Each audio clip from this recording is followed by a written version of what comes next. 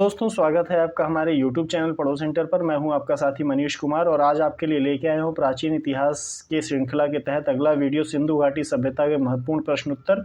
अभी तक सिंधु घाटी सभ्यता पर 2 महत्वपूर्ण वीडियो आ चुके हैं जो स्टैटिक जीके के रहे हैं। उनका लिंक डिस्क्रिप्शन में दे दिया जाएगा, आप वहां जाके देख सकते हैं। और आज हम देखेंगे प्रश्नोत्तर के तौर पर सिंधु घाटी सभ्यता के जो बार बार प्रश्न पूछे जाते हैं या प्रश्न बनने की संभावना है उनके बारे में। और इसके साथ ही आज जो है सिंधु घाटी सभ्यता का चैप्टर समाप्त हो जाएगा। तो चलिए शुरू करते हैं आज का वीडियो। सिंधु घाटी सभ्यता के महत्वपूर्ण प्रश्न उत्तर। यहाँ पर पहला प्रश्न क्या है कि रेडियो कार्बन C14 विश्लेषण पद्धति के द्वारा सिंधु सभ्यता का सर्वमान्य तिथि क्या ज्ञात हुई है। तो अगर ये प्रश्न आ जाता है तो आप याद रखिएगा कि रेडियो कार्बन यानी कि C कार्बन विश्लेषण के द्वारा सिंधु घाटी सभ्यता की सर्वमान्य तिथि 2400 ईसा पूर्व से 1700 ईसा पूर्व मानी गई है। अब ये C कार्बन है क्या, तो कार्बन 14 जो है ये आइसोटोप्स है कार्बन का और इसे अमेरिकी रसायन शास्त्री V.F. लीवी द्वारा 1946 में इसकी खोज की गई थी। और इसका यह काम कैसे करता है, तो इस पद्धति में जिस पदार्थ में कार्बन 14 की मात्रा जितनी भी कम रहती है वह उतनी ही प्राचीन मानी जाती है। जब हम केमिस्ट्री के क्लासेस करेंगे तो उसमें देखेंगे, अर्ध आयु एक आएगा टॉपिक, तो वहाँ पर आपको ये और अच्छे से समझ में आ जाएगा। तो अगर आप चाहते हैं कि केमिस्ट्री की भी क्लासेस हों तो ज़्यादा से ज़्यादा इस चैनल को सब्सक्राइब करिए ताकि आपके लिए और भी अच्छे अच्छे वीडियोज आ सकें। तो ये हो गया पहला क्वेश्चन। अब आगे देखते हैं दूसरा क्वेश्चन कि विश्व की प्रमुख सभ्यता और नदियों का सुमेल। अगर आपको परीक्षा में ऐसे प्रश्न आ जाएं कि जहां पर विश्व की प्रमुख सभ्यता और उनके नदियों का सुमेल मैच करने के लिए आए, तो यहाँ पर मैंने पहले से ही सुमेलित करके रखा हुआ है, उसको क्वेश्चन फॉर्मेट में नहीं बनाया है। तो देख लेते हैं हड़प्पा सभ्यता जो है वो किस नदी के किनारे थी, तो सिंधु नदी के किनारे। मेसोपोटामिया की सभ्यता टिग्रिस और यूफ्रेटस नदी के किनारे मध्य एशिया में ये सभ्यता विकसित हुई थी। और मिस्र की सभ्यता, मिस्र की आज भी महत्वपूर्ण नदी है नील, विश्व की सबसे बड़ी नदी है। तो ये नील लंबाई में विश्व की सबसे बड़ी नदी नील है। तो मिस्र की सभ्यता नील नदी के किनारे विकसित हुई थी और चीनी सभ्यता जो है ह्वांगो नदी के किनारे। और मैंने आपको पहले भी बताया था, आज भी बता दूं कि सभ्यताओं का नदी के किनारे विकसित होने का कारण बस यही रहा क्योंकि जो भी सभ्यता यहाँ आदिमानव काल से जब हम सभ्य समाज की तरफ बढ़ने लगते हैं नवपाषाण काल के बाद से, तो इन नदियों के माध्यम से मनुष्यों का जीवन काफ़ी आसान हुआ। पहले तो परिवहन व्यवस्था के तौर पे उनको नदी के माध्यम से ही यहाँ से वहाँ आवागमन में सुविधा मिलने लगी। साथ ही साथ उनके कृषि में भी जल का महत्वपूर्ण योगदान होने की वजह से और उनके लिए पीने के लिए और बाकी रहवास के लिए नदी तटीय क्षेत्र काफ़ी महत्वपूर्ण होते थे। इसलिए सभ्यताओं का विकास हमेशा किसी महत्वपूर्ण नदी के किनारे ही हुआ है। तो ये दूसरा प्रश्न हो गया।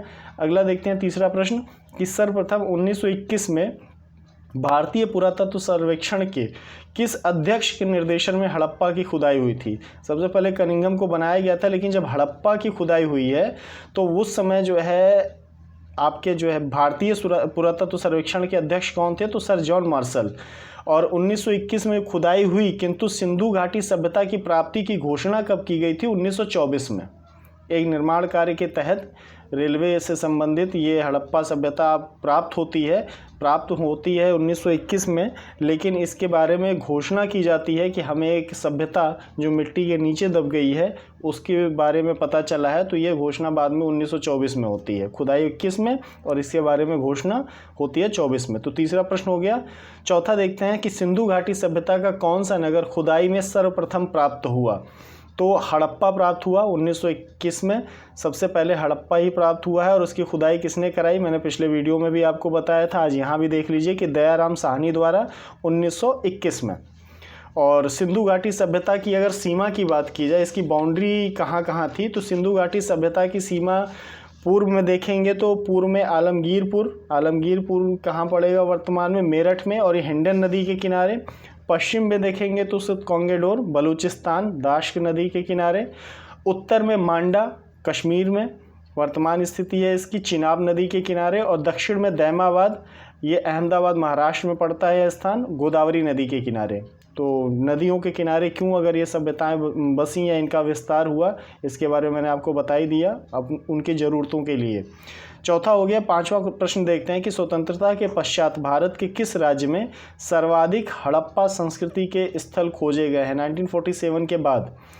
तो वो स्थल कौन सा है? वर्तमान समय में गुजरात। और गुजरात में जो महत्वपूर्ण हड़प्पा कालीन संस्कृति के स्थल प्राप्त हुए हैं वो कौन कौन से 1947 के बाद? तो रंगपुर, धौलावीरा, सुरकोटदा, लोथल। इनकी खुदाई या इनकी प्राप्ति कब हुई और किसके निर्देशन में हुई? तो अगर आपको ये नहीं पता है तो आप डिस्क्रिप्शन में जाइए, वहाँ लिंक दिया हुआ है इस वीडियो का। आपको एक जगह पे ही सारे हड़प्पा कालीन स्थल, उनकी खुदाई करने वाले और किस वर्ष ये स्थल प्राप्त हुए हैं उन सब का उल्लेख मिल जाएगा स्टैटिक जीके के वीडियो के तहत। छठा क्वेश्चन देखते हैं कि सिंधु घाटी सभ्यता का सबसे बड़ा स्थल कौन सा था? तो मोहनजोदड़ो। और हड़प्पा प्राप्त हुआ सबसे पहले, इसीलिए इसको हड़प्पा सभ्यता भी कहते हैं। सिंधु घाटी नदी के किनारे प्राप्त हुआ तो सिंधु घाटी सभ्यता भी कहते हैं। और इन प्राप्त नगरों में, स्थलों में सबसे बड़ा मोहनजोदड़ो रहा। और मोहनजोदड़ो अपने स्नानागार की विशेषता के कारण और अपने आवासीय विशेषता के कारण ज़्यादा महत्वपूर्ण होता है और उस आकार में भी सबसे ज़्यादा बड़ा है। तो सबसे बड़ा स्थल कौन सा होगा? मोहनजोदड़ो। सातवां प्रश्न यहीं पे देख लेते हैं कि भारतीय सीमा के अंदर सिंधु घाटी सभ्यता का सबसे बड़ा स्थल कौन सा है? मोहनजोदड़ो चूँकि अब वर्तमान पाकिस्तान में है और इसलिए जो है भारत में उसका उल्लेख नहीं मिलेगा। अगर भारतीय सीमा के अंदर प्रश्न बन जाता है कि सिंधु घाटी सभ्यता का सबसे बड़ा स्थल कौन सा है, तो है राखी गढ़ी। राखी गढ़ी घग्गर नदी या फिर सरस्वती नदी, विकल्प में आप देख लीजिएगा कि अगर घग्गर नदी नहीं रहा तो सरस्वती नदी होगा। तो सरस्वती नदी के किनारे स्थित है और हिसार हरियाणा में पड़ता है, वहाँ पर राखी गढ़ी स्थित है। 1963 में सूरज भांजी द्वारा यह खोजा गया। तो अगर प्रश्न ये बन जाए कि राखी गढ़ी की खोज किस पुरातत्ववेत्ता के द्वारा की गई थी और कब की गई थी, तो 1963 में सूरज भांजी द्वारा की गई थी। आठवां प्रश्न देख लेते हैं कि सिंधु घाटी सभ्यता के बंदरगाह नगर कौन कौन से थे? तो मुख्यतः लोथल ही सिंधु घाटी सभ्यता का सबसे बड़ा बंदरगाह नगर था। सुरकोटदा को भी मानते हैं लेकिन लोथल सबसे बड़ा रहा और लोथल की चर्चा मिलती है एक बंदरगाह नगर के तौर पे। नौवां देखेंगे कि लेखन कला की उचित प्रणाली विकसित करने वाली विश्व की पहली सभ्यता कौन सी थी? ऐसी कौन सी सभ्यता थी जिसने सबसे पहले लिपि लेखन कला को विकसित किया? तो वो थी सुमेरियन सभ्यता। सुमेरियन सभ्यता कहाँ थी? ये सिंधु घाटी सभ्यता से अलग रही है। यहाँ से व्यापारिक संबंध रहे हैं सुमेरिया से हमारे। और वर्तमान स्थिति अगर देखेंगे तो इराक देश का वह क्षेत्र है उसके आसपास का जो दजला फरात नदी घाटी के अंतर्गत आता है। ये ज्योग्राफी का कोई प्रश्न हो सकता है कि दजला फरात नदी का क्षेत्र कौन सा है? तो इराक के क्षेत्र आपका दजला फरात नदी के किनारे पड़ेगा। आप एटलस में उसको ज़रूर देखिएगा इस नदी क्षेत्र को, जिससे आपको एक कंठस्थ हो जाएगा। तो उसके अंतर्गत आता है, वहीं यह सभ्यता विद्यमान थी तथा सिंधु घाटी सभ्यता के साथ इसके व्यापारिक संबंध भी रहे हैं क्योंकि इसके साक्ष्य आपको लोथल में मिल जाते हैं। ठीक है, आगे देखते हैं 10वां प्रश्न कि हड़प्पा एवं मोहनजोदड़ो एक विस्तृत साम्राज्य की जुड़वा राजधानी थी। यह विचार किसने दिया? तो श्री पिग्गट महोदय ने दिया। ये पुरातत्ववेत्ता। और इस तरीके के प्रश्न आजकल काफ़ी ट्रेंड में हैं कि किसी भी इतिहासकार का, पुरातत्ववेत्ता का, इतिहास से संबंधित किसी भी विद्वान का स्टेटमेंट दे दिया जाता है और पूछा जाता है कि किसका कथन था। तो उसी तरीके से ये प्रश्न है कि हड़प्पा या मोहनजोदड़ो एक विस्तृत साम्राज्य की जुड़वा राजधानी थी, क्योंकि दोनों का, हड़प्पा और मोहनजोदड़ो दोनों का अगर आप देखेंगे, उनका नगर नियोजन, उनका रहन सहन, वहाँ के उद्योग, तो वो आपको काफ़ी मिलता जुलता रहेगा। और सिर्फ एक भिन्नता रहेगी कि मोहनजोदड़ो आकार में ज़्यादा बड़ा रहा हड़प्पा के अपेक्षा। तो ये पिग्गट महोदय ने कहा कि ये जुड़वा राजधानी थी।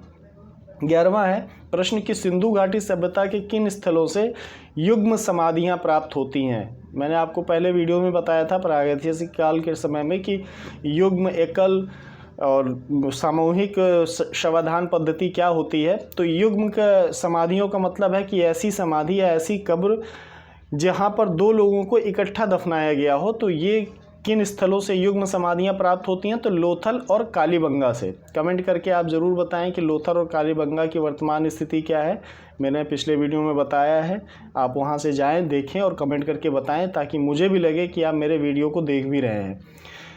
12वां प्रश्न है कि काली बंगन का ये आया हुआ प्रश्न है कि काली बंगन का क्या अर्थ होता है। तो काली चूड़ियाँ काली बंगन का अर्थ है। और काली बंगा से हमें क्या प्राप्त हुआ है, तो वहाँ पर जुते हुए खेत की धारियाँ खुदाई के समय मिली। और अग्नि पूजा यानी अग्नि वेदिका, जैसे वर्तमान समय में हवन के लिए वेदिका बनाई जाती है, तो अग्नि पूजा के प्रमाण प्राप्त होते हैं। यह एक हड़प्पा कालीन स्थल था जिसका निचला शहर भी किले के साथ प्राचीर से घिरा हुआ था। तो इसका तात्पर्य यह है कि जो हड़प्पा कालीन सिंधु घाटी सभ्यता की जो नगर नियोजन था, तो उसमें वो दो खंडों में, मोहनजोदड़ो में जैसे आप देखेंगे तो दो पार्ट में आपको दिखेगा। निचला शहर दिखेगा जो सामान्य और आम नागरिकों के लिए था, तो वो एक प्राचीर में था। और दूसरे जो प्राचीर यानी कि दीवार के घेरे के अंदर, चार दीवारी के अंदर, और दूसरा जो एक सर्वोच्च वर्ग के लिए, या फिर जो है कह सकते हैं कि जो वहाँ की व्यवस्था में उच्च वर्ग के लोग थे, उनके जो आवास थे वो एक अलग चार दीवारी के घेरे के अंतर्गत इस तरीके का नगर नियोजन देखने को मिलता है। अगर आपने नहीं देखा है तो आपको मैं उस पिक्चर का नाम बता दूं कि मोहनजोदाड़ो आशुतोष गोवरकर जी ने जिसका निर्देशन किया है। तो मैं उस पिक्चर को हीरो और हीरोइन के, नायक नायिका के बारे में नहीं, बल्कि आप उस मूवी को कुछ इस तरीके से देखिएगा कि ये व्यवस्था कैसी दिखाई गई है, नगर नियोजन किस तरीके से दिखाया गया है। तो आप उसमें देखेंगे कि किस तरीके से सामान्य आम नागरिकों के लिए, आम व्यापारियों के लिए नगर का निचला भाग था और नगर का जो ऊपरी भाग था, जो किले का या फोर्ट का इलाका था, जो चार दीवारी से घिरा था, वहाँ पर उच्च वर्गों के रहने की व्यवस्था थी, जो समाज में उच्च तबके के लोग थे। तो आप उसको देखिएगा, इसलिए नहीं कि वो मूवी है, बल्कि इसलिए कि वहाँ से कुछ सीखने को मिले, कुछ देखने को मिले। हमेशा कहानियों के लिए ही मूवीज़ को नहीं देखा जाता है, बल्कि उसके चित्रण के और पीछे की जो व्यवस्थाएं दी गई हैं उनके बारे में अगर ऐसे ऐतिहासिक आती हैं फिल्में तो देखनी चाहिए, उसमें कोई बुराई नहीं है। तो कालीबंगन की ये व्यवस्था हो गई। 13वां प्रश्न देखते हैं। हड़प्पा कालीन घरों के दरवाजे और खिड़कियाँ सड़क की ओर न खुलकर पिछली गली की ओर खुलते थे। सिंधु घाटी सभ्यता की ये एक महत्वपूर्ण विशेषता रही है नगर नियोजन की, कि सड़क की तरफ उनके दरवाजे खिड़कियां नहीं खुलते थे, बल्कि पिछली गली थी उसकी तरफ खुलते थे। तो इसके विपरीत, यानी प्रश्न पूरा देख लेते हैं तो आपको समझ में आएगा कि क्या पूछना चाह रहा है, कि हड़प्पा कालीन घरों के दरवाजे और खिड़कियां सड़क की ओर न खुलकर पिछली गली की ओर खुलती थीं। किस हड़प्पा कालीन नगर में इसके विपरीत व्यवस्था देखने को मिलती है? इसका क्या मतलब हुआ कि सिंधु घाटी सभ्यता के जो मकान या आवास या रहवास बनते थे, नगर नियोजन था वहाँ का, तो वहाँ पर जो आवास थे उनकी खिड़कियाँ और दरवाजे गली में खुलते थे, और उन घरों के पिछले हिस्से में राजमार्ग या सड़क जो है चौड़ी आपको देखने को मिल जाती है। लेकिन इसके विपरीत लोथल में क्या होता था कि मुख्य मार्ग, जो राजमार्ग हुआ करता था या मुख्य मार्ग हुआ करता था, तो वहाँ के निवासियों के आवास के खिड़की और दरवाजे सीधे उसी सड़क पर ही खुलते थे। तो यहाँ पर ही सिर्फ विपरीत व्यवस्था देखने को मिलती है सिंधु घाटी सभ्यता के नगर नियोजन से उलट। तो वो स्थान कौन सा है? लोथल। बंदरगाह नगर था, हो सकता है यहाँ पर संस्कृतिकरण का प्रभाव पड़ा हो, जो व्यापारी बाहर से आते थे वहाँ की नगर नियोजन व्यवस्था अलग रही हो, उनके निर्देशन में ऐसा हो गया हो, या तो फिर ऐसा भी है कि बंदरगाह नगर होने की वजह से, व्यापारिक नगर होने की वजह से ये सुविधा थी कि भाई मालों की ढुलाई के लिए, गोदाम के लिए व्यवस्था बनाई गई कि भाई सीधा आप बाहर निकलें तो सीधे राजमार्ग या मुख्य मार्ग पर ही निकलें, जिससे आपका आवागमन या परिवहन काफ़ी सुचारू रूप से चलता रहे। 14 प्रश्न देखते हैं 14 कि मोहनजोदड़ो से प्राप्त पशुपति की प्रतिमा में किन किन जानवरों को दर्शाया गया है? पशुपति की प्रतिमा मैंने आपको बताया था पिछले वीडियो में कि वहाँ से एक प्रतिमा प्राप्त हुई है जिनके अगल बगल पशु उनको घेर के बैठे हैं और खड़े हैं। तो वर्तमान समय में फिर उत्तर वैदिक काल में आप देखेंगे कि जो सिंधु घाटी सभ्यता के देव थे, वो वैदिक सभ्यता के, वैदिक काल के जो देव थे उनकी जगह कुछ हद तक सिंधु घाटी सभ्यता के प्राप्त कुछ पूजा के लिए जो प्राप्त देवी देवता रहे उनका नाम दिया गया। जैसे पशुपति नाम या पशुपति शिव की कल्पना की गई कि सिंधु घाटी सभ्यता में ये प्राप्त हुए, लेकिन बाद में उत्तर वैदिक काल में देखते हैं और वर्तमान समय में देखते हैं कि शिव या पशुपति की पूजा मुख्य रूप से की जाने लगी देवों के देव महादेव के तौर पे। तो इनके अगल बगल जो जानवरों को दर्शाया गया है, इन जानवरों में कौन कौन है आपको विकल्प में हो सकता है गाय लिखी हुई मिल जाए, और आप थोड़ा सा इस बात में आ जाएं कि अगर ये पशुपति की बात हो रही है, हिंदू धर्म की बात हो रही है, तो गाय का उल्लेख हुआ होगा, तो ऐसा नहीं है। यहाँ पर जो पशु मिले, जानवर मिले, उनमें चीता, हाथी, गैंडा, भैंसा और 2 हिरण, इतने मिले थे। यानी 2 हिरण और बाकी 4, ये 6 जानवरों का वहाँ पर चित्रण किया गया, दर्शाया गया उस प्रतिमा में। अब देख लेते हैं कि इनकी पोजीशन क्या रही है उस प्रतिमा में, किस तरफ कौन सा जानवर रहा है। तो दाहिनी ओर देखेंगे, राइट साइड में उस प्रतिमा के, तो चीता और हाथी मिलते हैं। लेफ्ट में बाईं ओर गैंडा और भैंसा दिखते हैं, और आसन के नीचे उस प्रतिमा के 2 बैठे हुए हिरण हैं। ठीक है। 15 देख लेते हैं, 15वां प्रश्न कि सिंधु घाटी सभ्यता के किस स्थान से प्राप्त एक मूर्ति में स्त्री के गर्भ से निकलता हुआ एक पौधा दिखाया गया। यहाँ ये भी बता दूं कि जैसे पशुपति की प्रतिमा का उल्लेख किया गया, आज के समय में पशुपति की प्रतिमा बोली जाती है। सिंधु घाटी सभ्यता में चूँकि मंदिर और पूजा पद्धति का कोई अवशेष हमें नहीं मिला इन प्रतिमाओं के अलावा, तो उत्तर वैदिक काल के बाद इन्हीं को जो मान लिया गया पशुपति या शिव या महादेव, उसी तरीके से प्रकृति की देवी मान लिया गया। जैसे प्रकृति की देवी का उल्लेख आपको वाल्मीकि कृत रामायण में भी मिलेगा, बाद में रामचरितमानस में भी इसका उल्लेख मिलता है, और अन्य कई धर्म ग्रंथों में और पुराणों में भी मिल जाता है प्रकृति की देवी का उल्लेख। तो ये सिंधु घाटी सभ्यता से ही ली गई संस्कृति है, ये प्रकृति की देवी का स्वरूप। तो ये कहाँ से प्राप्त हुआ है, तो हड़प्पा से। 16वां प्रश्न है कि हड़प्पा सभ्यता के किस स्थान से सिंचाई के प्रमाण प्राप्त नहीं हुए हैं, किंतु जल संग्रह के लिए बांध निर्माण की व्यवस्था देखने को मिलती है। सिंचाई की व्यवस्था, कृषि की व्यवस्था तो नहीं मिलती है, लेकिन जल संग्रह किया जाता है। तो जल संग्रह किया जाता होगा तो संभवतः ऐसा है कि नगर के लिए पेयजल की सुविधा उपलब्ध कराने के लिए, या फिर हो सकता है उन्होंने कभी दुर्भिक्ष अकाल का सामना किया, उसके बाद उन्होंने सीख ली कि नहीं, जल को संग्रहित किया जाना चाहिए, तो उस कल्चर का वहाँ पर डेवलपमेंट होता है। तो वह कौन सा स्थान है, धौलावीरा। 17वां देखेंगे प्रश्न कि किस स्थान से हाथी दांत का पैमाना तथा गोदीवाड़ा के साक्ष्य प्राप्त होते हैं। व्यापारिक, एक ध्यान करिएगा एक चीज़ कि जब इस तरीके का पैमाना, मापक, ये सब बातें आए तो ये सब चीज़ें वहीं से प्राप्त हो सकती हैं जहाँ पर व्यापारिक केंद्र रहा हो, या फिर व्यापार के लिए वो जगह काफ़ी उपयुक्त रही हो। तो लोथल एक बंदरगाह नगर रहा है, वहाँ पर बाहर से भी व्यापार होते रहे हैं। जैसा मैं भी बताया दूसरे प्रश्न में कि सुमेरिया से लोग आते थे, व्यापारियों के साक्ष्य भी मिले हैं, फारस के व्यापारियों के साक्ष्य मिले हैं। तो उनके द्वारा लाए गए माल और यहाँ से उनके द्वारा खरीदे गए, जैसे सूती कपड़ों का उल्लेख आपको मिल चुका है सिंधु घाटी सभ्यता में, तो हो सकता है कि उसको मापने के लिए मीटर, या मीटर जैसे वर्तमान समय में मीटर में और भी फिट में, इन सब में मापन होता है, तो उस समय उसको बनाया जाता था हाथी दांत से। तो ये आपको लोथल में ही प्राप्त होंगे। कुछ भी अगर ऐसी वस्तु आए, अगर आपके दिमाग में उत्तर ना आए कि ये कहाँ पे प्राप्त होता है, आपको रिकॉल ना हो, तो हमेशा याद रखिएगा, तुक्का मारने की पद्धति है कि अगर आप उस नगर के बारे में थोड़ा बहुत जानते हैं, तो लोथल एक व्यापारिक नगर है, तो व्यापार से संबंधित कोई भी वस्तु मिलेगी तो वो आपको लोथल में ही मिलेगी, बंदरगाह नगर होने के नाते। 18वां प्रश्न देखते हैं कि हड़प्पा लिपि का सबसे पुराना नमूना किस वर्ष प्राप्त हुआ।